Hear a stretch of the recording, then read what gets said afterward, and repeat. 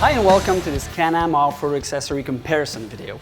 Today we're going to talk about skid plates, and we're going to do that with Alan Burnett, product manager for Can-Am off-road accessories. Now Alan, my first question to you, why should I even bother with putting skid plates on my unit? Well, the first thing you want to do is you want to protect your unit. You want to protect the frame. You're going to be riding off-trail conditions, probably in the rocks, in the woods maybe. So you really want to protect your underbelly. I'll give you an example here of somebody who hit something hard. He was really happy to have this on here. Okay, really saved the whole front frame of his vehicle, because if he wouldn't have had this, this hit here would have really impacted the front end of his unit. Okay, and when you get the frame damage, you're looking at you're affecting the integrity of the rest of the unit, whether it's your suspension, your steering, everything like that. All right, so I've decided I do need skid plates. Why should I go with Can-Am skid plates? Well, of course, they were designed for a unit. Okay, they're die-formed. They're really nice and snug to the frame. We've got the countersunk bolts, and we've got all the special openings for maintenance, ventilation, brake pedal adjustment, anything that you might need. Let's just take a look at what some of the competition offers. All right. So the first thing you notice is the fit and the finish. Okay, see how dull this is? They're not using the same grade aluminum.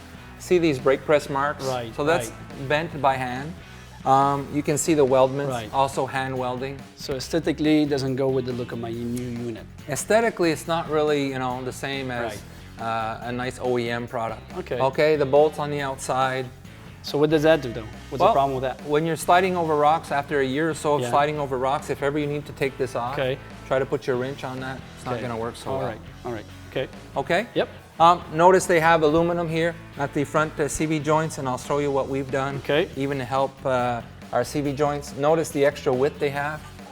Probably places where mud's going to accumulate, causing rust, corrosion. So compared to this one? So again, compared to this one, I want to show you our CV boot saving system. So you're saving money because you're putting in plastic? No, not exactly. That wasn't the idea behind that.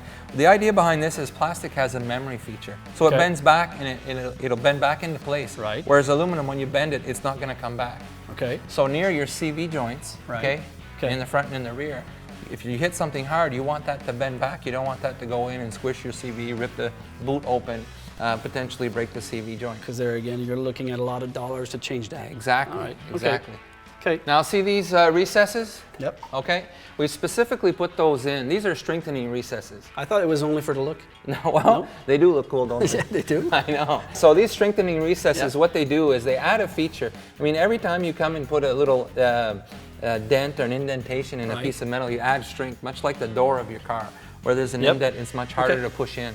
So it's going to be much tougher. It's going to be, it strengthens it up, beefs it up quite a bit, even though you're using the same thickness aluminum as a lot of the competitors. Because we didn't see that over there. We didn't see that. They're using the flat piece. Good. Now, that's for ATV. That's for ATV. Anything different for side-by-side? Exact same thing applies for Commander, Maverick. So our side-by-side products, as you can see down here, the die-formed, nice and snug to the body, keeping it tight, keeping the mud out, the stones out. We have those strengthening indentations. We have the CV boot savers. We have the ventilation holes, the maintenance holes. And finally, you can adapt the accessories we have. So if you're putting a plow on, you don't need to remove your skid plates. Everything adapts right up to our So there's really nothing else that adapts better to my unit. Nothing at all out there. Skid plates. All right. Excellent. Are you convinced now? Yes, sir. Thank you very much. All right. Well, I hope this was informative. We also invite you to watch the other comparative videos that we have.